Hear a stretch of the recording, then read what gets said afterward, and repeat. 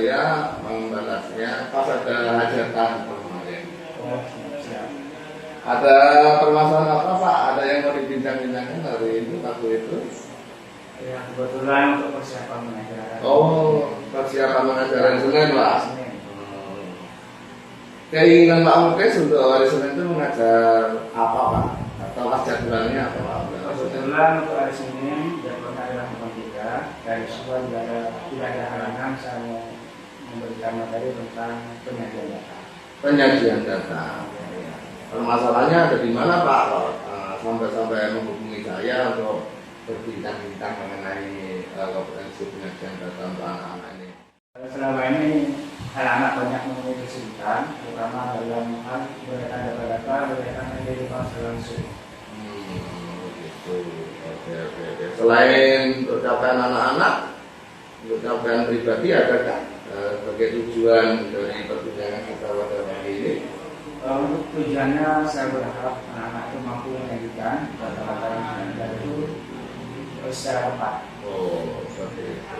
Kalau tujuan untuk pribadi sebagai guru, adakah atau tidak? Untuk anak-anak saja. Ada untuk anak-anak. Nah, ini selama ini yang sudah dilakukan Pak Muklis selama tahun-tahun sebelumnya itu seperti apa? Biasanya saya lakukan ketika mengajar, saya dari rumah sudah memberikan data. Siap materi. Data dan biasanya saya langsung tulis di papan dan anak penjelasan sedikit dan anak langsung saya memberikan data. Oh, seperti Selama itu. itu. Menurut pandangan Pak Muklis pribadi, dengan model penyajian pembelajaran seperti itu, kalau dalam skala 1 sampai 10 nih, penyerapan anak-anak itu berada di poin berapa Pak? Dengan cara pembelajaran seperti itu saya praktekkan, ternyata pencapaiannya sangat rendah di bawah 5. Di bawah 5. Skala 1 sampai 10 ini sangat kurang sekali. dan anak-anak di bawah 5. Ya, sangat kurang sekali.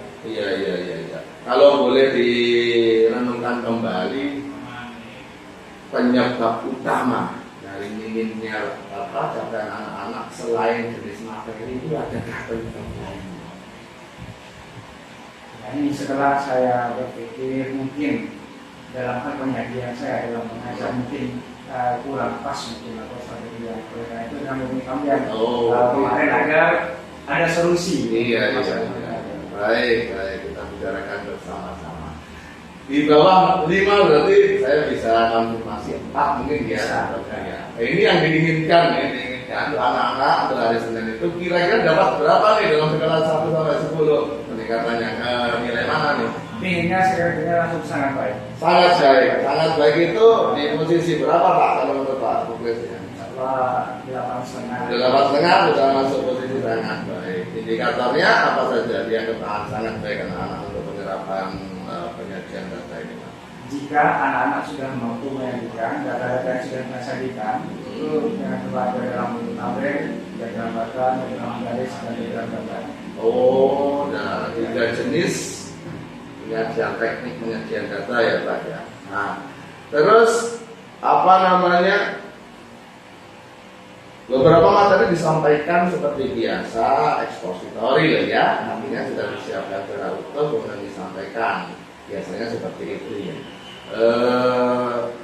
Pernah Pak menggunakan atau menggunakan bantuan teknologi pada saat penyampaian sebelum ini? Sebelumnya belum pernah. Oke. Kemudian mungkin itu dari penyebab juga ya mungkin ya kita informasikan. Kemudian pernah nggak membawa hal-hal nyata di dalam kehidupan anak untuk dibawa ke materi itu pernah nggak Pak? Kata materi atau materi-materi lain? Selain data yang sajikan menurut saya dari soal. Jadi saya memberikan data ulangan langsung saya tulis di soal itu sudah anak saya untuk mengerjakan. Oke, penyebab sudah kita ketemukan. Kira-kira setelah menyaksikan rekomendasi yang terpikir sebagai solusi supaya grade anak-anak itu naik dari 4 ke 8 itu kira-kira seperti apa? Ada tidak solusi itu dari Bapak? Setelah kita mendalami semangat pertama berkaitan dengan penggunaan teknologi mungkin ya saya akan menggunakan peralatan proyektor dan apa. Yang kedua ada kaitannya dengan yang data yang langsung saya berdasarkan soal, mungkin saya nanti akan mengaitkan dengan kehidupan data. Seperti apa Pak mengaitkan yang gitu itu? Contoh agar lebih menarik, karena anak lebih berminat untuk belajar, mungkin dia persepsinya nanti saya akan menggunakan pendekatan interaksi langsung dengan anak itu di gimana teknisnya pada apa persepsi itu? Persepsinya nanti mungkin saya akan pakai pendekatan jawab dulu. Dalam hal ini kan bulan puasa, jadi sudah selesai semua enggak? Oh iya betul. Otomatis anak akan menjawab sudah Pak, karena bulan pas 6 ini nanti insya Allah 100% puasa. Oke. Nanti menanya bagaimana maunya apa? Mungkin macam-macam jawabannya. Ada ayam, ada ini itu ya. Langsung berinteraksi langsung. Semangat terus kita. Terus saya akan fokuskan bertanya kepada Daud. Hanya lo, oke ya. Sepertinya saya juga tahu itu apa maksudnya apa. Nanti mungkin ada mungkin ayam, ikan udang, apa gitu ya. Ikan tongkol dan sebagainya. Hasil sebenarnya itu nanti saya minta akan semacam permainan. Nanti dalam permainan itu ada reward. Rewardnya bagi siapa yang paling cepat bertanya ke temannya sampai selesai. Untuk mendata temannya. Oh, anak mengumpulkan datanya. Sampai semuanya selesai dan tercepat untuk selesai mendata temannya, misalkan si A. Iya. Ikan nopol, si B, MP, terus begitu selesai dan semua temannya. Langsung tujuan saya, nah yang terdepannya ada reward khusus. Lanjutnya Pak. Setelah itu, begitu selesai, saya akan minta anak-anak untuk menulis di depan hasil data yang sudah dikumpulkan itu, makanan apa. Terus setelah itu, saya akan menampilkan dengan menggunakan proyektor tadi, bagaimana meningkatkan data dalam bentuk tabel, diagram data, diagram tulis dan diagram seperti itu Pak. Berarti datanya saya konfirmasi dari hasil dari anak-anak itu sepertinya anak-anak menjadi pemilik dari proses itu karena dia ada di dalamnya. Berbeda dengan soalnya saya masih sajikan data. Oke. Terima kasih rencanaksi sudah direkan. Kira-kira untuk merencanakan ini kapan mau mulai merencanakan? Insya Allah dia mau berikan sama nanti malam sudah siap menyelesaikan. Oke. Ada dukungan lain yang bisa mintakan dukungan kepada siapa mungkin yang bisa membantu supaya prosesnya benar-benar berjalan dengan lancar karena katanya sih jadwalnya besok nekat ya hari Senin ya. Betul, nanti insya Allah saya minta rekan sejawat ya, teman guru membantu di kelas. Oh begitu, baik. Ya terima kasih Pak Muklis, sepertinya sudah dapat solusi nih, walaupun solusinya tadi muncul dari Bapak ya Pak. Nah, mungkinlah saya kasih solusi yang tahu secara utuh pembelajaran di kelas Bapak kan Bapak sendiri. Walaupun saya pernah mengalami hal serupa, punya best practice mengenai materi penyajian data, tentu situasi dan kondisinya pasti akan berbeda kan antara Bapak dengan juga anak-anak didik di kelas masing-masing. Kalau boleh sebelum kita akhiri kesimpulan kita hari ini boleh disampaikan lah hasil pembicaraan kita hari ini. Terima kasih dari pembicaraan kali perbincangan ini saya bisa belajar bahwa dalam kegiatan pembelajaran yang pertama itu mengizinkan siswa, melibatkan siswa secara aktif. Yang kedua, jika bisa menggunakan adalah penggunaan teknologi. Itu yang ketiga ada mengkaitkan pembelajaran dengan kehidupan sehari-hari. Terima kasih. Baik, solusi sudah kita dapatkan ya. Kapan kita bisa bertemu lagi? Besok hari Senin kita observasi ya, mudah-mudahan ya. Kalau ada kabar gembira mengenai persiapan, ada perubahan perencanaan, bolehlah nanti kita diskusikan kembali. Siap. Baik, terima kasih Pak Muklis. Mohon maaf.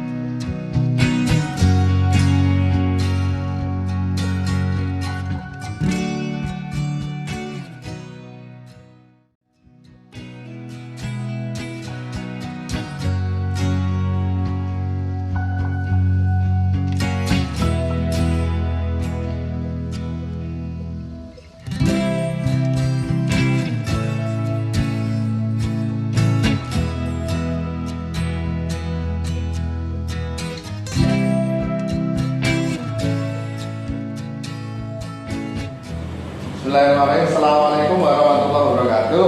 Waalaikumsalam warahmatullahi wabarakatuh. Alhamdulillah, Senin 27 Maret 2023 selesai pula pembelajaran di kelas sesuai dengan perencanaan yang kemarin sudah kita sampaikan, sudah kita bicarakan. Hari ini sebelum Pak Muklis, saya berikan kesempatan untuk memberikan refleksinya tentang apa yang sudah berjalan baik dan juga apa yang masih kurang maksimal dilakukan. Saya ingatkan kembali hasil dari kesepakatan kita pada percakapan pra observasi untuk area pengembangan yang hendak dicapai untuk area siswa adalah anak-anak aktif dalam pembelajaran, kemudian memiliki proses pembelajaran, antusias dan juga hasil akhir penyelesaian tugasnya bisa maksimal karena siswa menjadi sumber belajar, menjadi salah satu sumber belajar. Itu untuk aspek yang siswa. Kita akan ulik dulu bagaimana keterampilan membuka sesi pembelajaran, kemudian bagaimana membangun komunikasi efektif dengan siswa, kemudian membawa hal-hal yang dekat untuk menjadi sumber belajar, kemudian pemanfaatan teknologi, evaluasi dan juga umpan balik atas evaluasi kepada siswa serta kemampuan dalam menutup pembelajaran.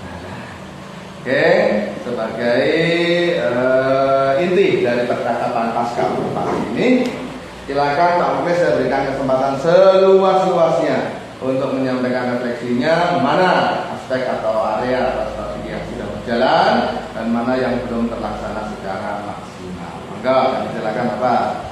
Terima kasih Pak Anwar yang telah memberikan kesempatan kepada saya untuk melakukan refleksi ini. Tadi alhamdulillah ketika pembelajaran berlangsung, banyak perencanaan yang sudah saya rencanakan itu berjalan. Alhamdulillah. Pertama mengenai pembelajaran dari sisi anak-anak.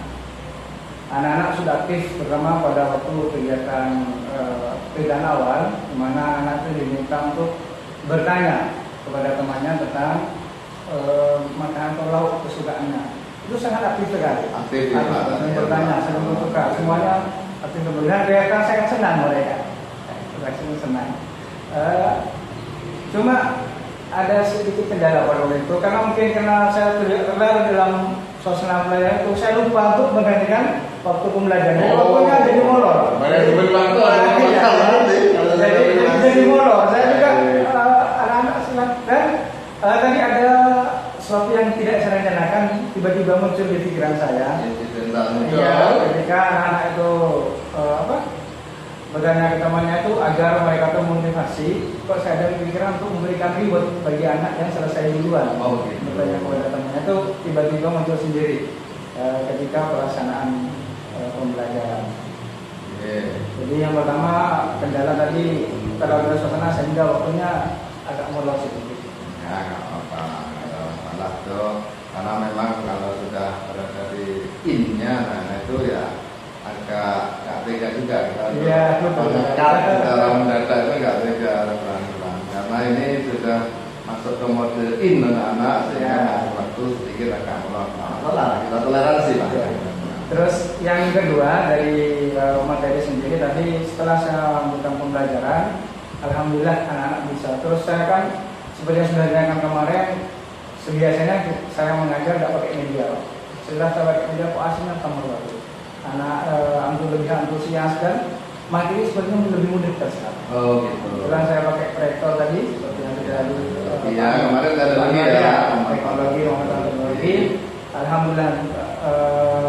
Dengan adanya media itu anak-anak juga lebih memberikan komunikasi dari anak. Ada keinginan anak-anak untuk mengetahui hal yang belum mereka ketahui, seperti berbagai dan sebagainya. Sangat antusias sekali anak-anak. Terus ketika saya kasih tugas kelompok, alhamdulillah tidak ada permasalahan. Cuma ketika memberikan tugas mandiri, ada satu siswa yang bertanya. Karena dari awal dari video yang sudah ditampilkan, ketika menggunakan tugas kelompok, saya juga berinstruksi bahwa untuk yang diagram batang itu bentuknya vertikal.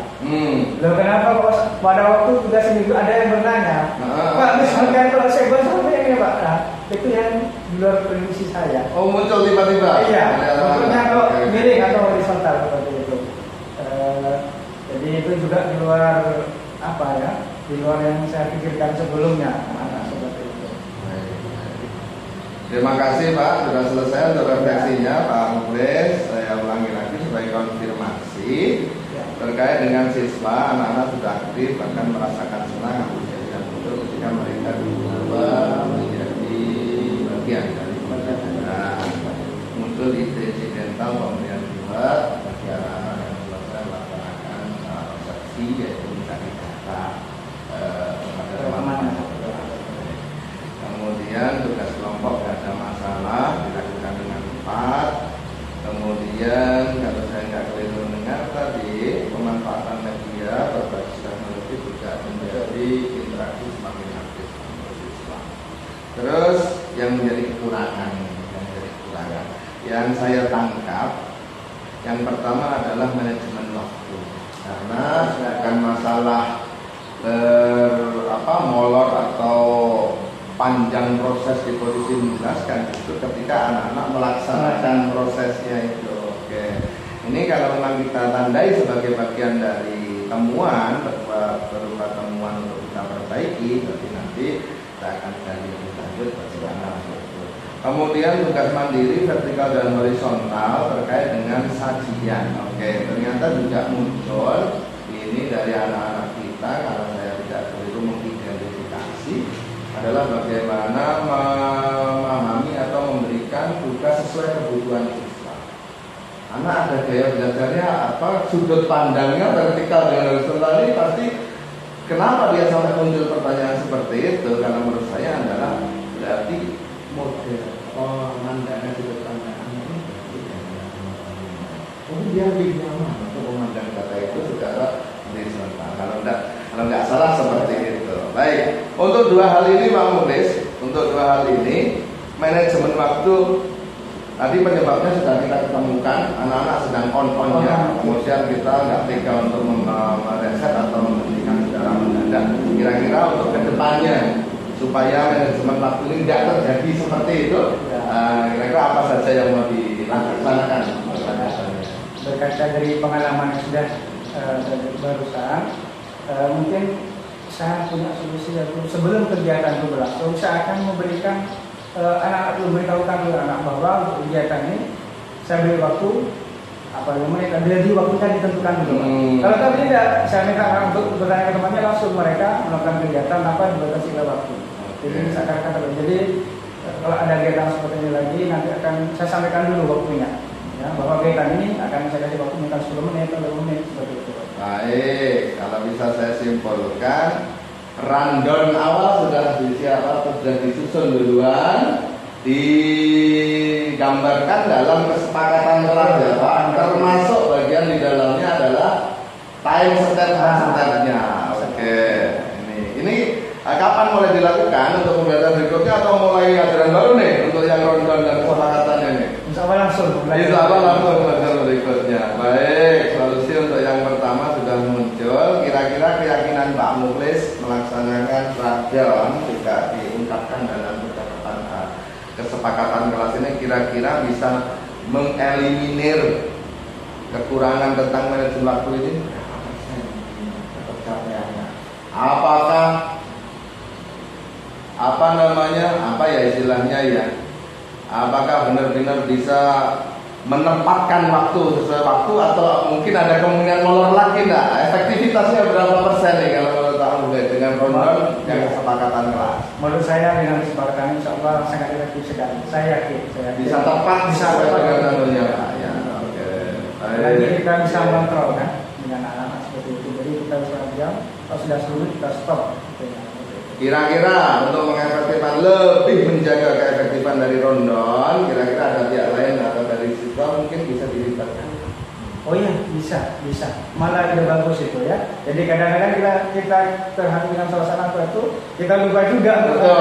Kita melibatkan pihak ketiga mungkin pas lagi itu, sama anak-anaknya kita sudah. Oke, artinya ada sukarelawan dari anak untuk menjadi timekeeper gitu ya.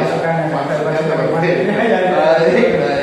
Sehingga nanti mereka sendirilah yang memiliki proses pembelajaran, mereka sendirilah yang membatasi proses pembelajaran mereka sesuai dengan yang ada. Baik, terima kasih. untuk tugas mandiri, untuk kelanjutannya bagaimana Pak? Ada beberapa anak yang mungkin kurang nyaman dengan model demonstrasi penyelesaian yang kita berikan. Kadang anak-anak punya cara kompetisi, bagaimana nanti kelanjutannya Pak untuk menggunakan ini supaya anak-anak benar-benar tersalurkan sesuai dengan minat dan bakatnya Pak. Mungkin tadi kekurangan saya mungkin kurang mendengar secara individu kan anak. Jadi lebih ke klasikal. Oke. Jadi ketika kasih tugas, saya berikan secara klasikal, tidak menggabungkan secara individu. Kita tidak tahu nanti, oh kita seperti yang tadi itu ketemu sudah. Ternyata ada anak yang sebenarnya beda dengan yang lain. Yang minta yang meresahkan. Insya Allah nanti pembelajaran berikutnya saya lebih ke pembinaan secara individu. Secara individu, baik. Penyebabnya sudah ketemu nih. Tadi kurang memperhatikan keadaan anak-anak saja satu individunya. Solusinya tadi sudah muncul, mungkin dari Pak Muklis seperti apa Pak? Apakah di awal mau ada pengamatan khusus kepada anak-anak atau pada saat pembelajaran saja dilihat secara insidental materi ini anak-anak sebetulnya sukanya ke apa, atau ditanyakan secara langsung atau mau dilakukan secara tersembunyi ini untuk pengamatan individu ini dengan bakat individu. Sementara yang ada di ide saya dalam benak saya mungkin secara ketika pembelajaran, ketika kita tugas. Mungkin nanti kalau masih kurang, mungkin di luar sebelum itu sebelum kita saya lakukan. Cuma sementara saya coba dulu yang dalam waktu kegiatan prosesnya. Baik, karena memang kelas belum dapat IHT mengenai kurikulum merdeka sehingga mungkin belum mengenal ya istilahnya dari asesmen diagnostik dan sebagainya. Tapi kalau sudah ada rencana untuk pelaksanaan on proses pada saat pembelajaran berlangsung seketika itu, karena memang jumlah siswa kan ada dalam kondisi kekuasaan kita ya, maksudnya kekuasaan kita nggak sampai berlebih kan jumlah siswanya. Oke.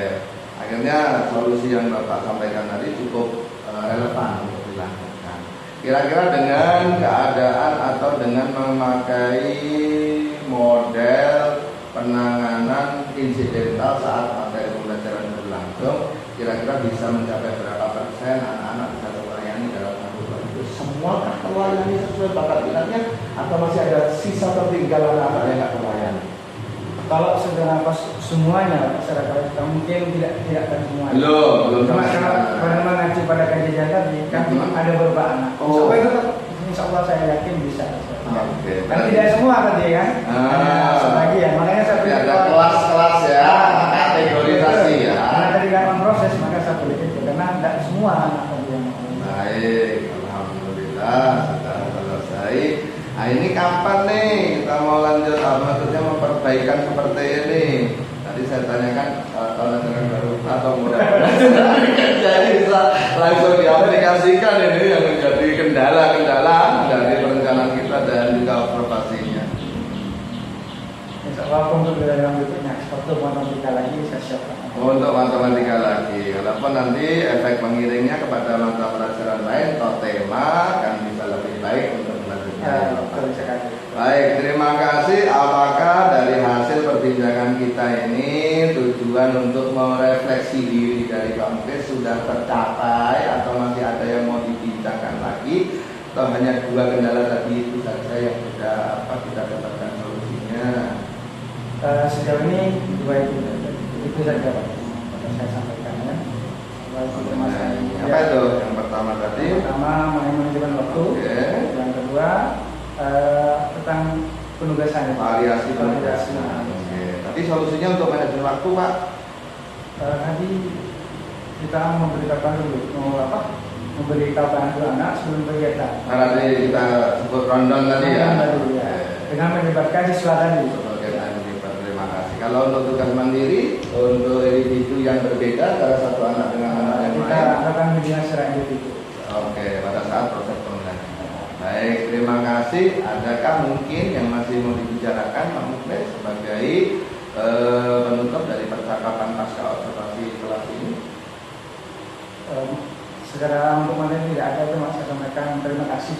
Ini suatu pengalaman yang luar biasa bagi saya. Alhamdulillah sama-sama. saling berbagi.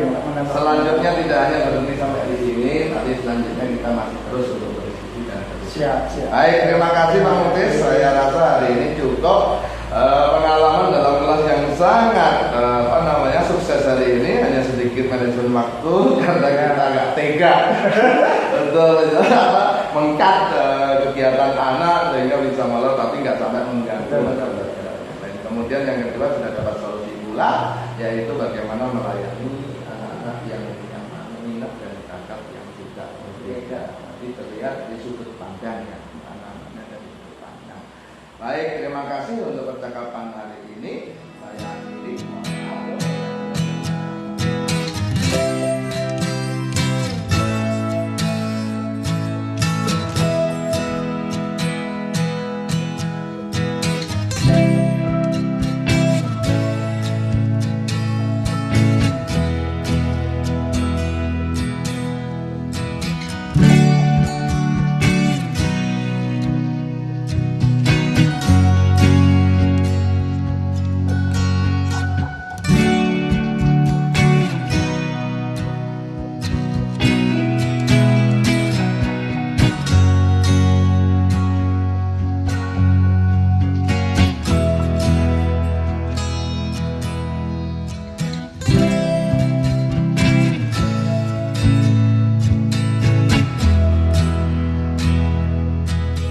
Pertanyaan untuk Bapak yang berperan sebagai yang di supervisi, apa yang dirasakan saat coaching mulai awal sampai akhir hari ini?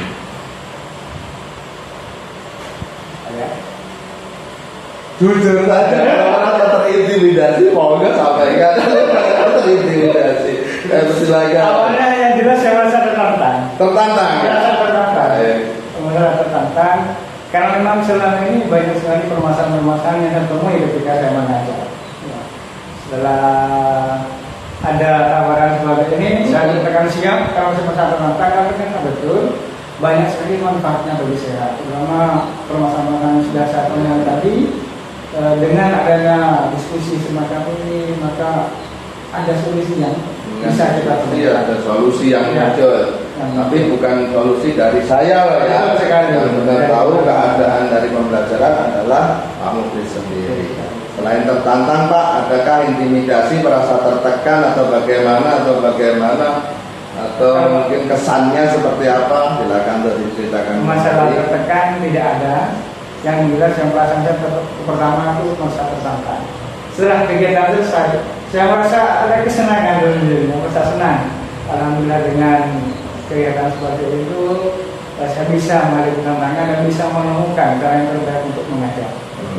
Oke, baik.